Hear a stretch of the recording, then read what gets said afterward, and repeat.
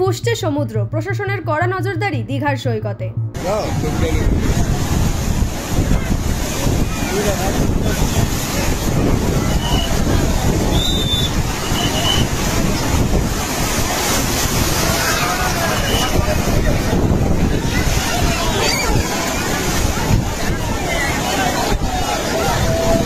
নিম্নচাপের জেরে উত্তাল সমুদ্রের এই ভয়ঙ্কর রূপ সবসময় আকৃষ্ট করে পর্যটকদের। তাই দীঘার সৈকতে ভিড় জমিয়েছেন পর্যটকরা। তবে অপ্রীতিকর ঘটনা রুখতে দীঘার সমুদ্র সৈকতে চলছে প্রশাসনের কড়া নজরদারি।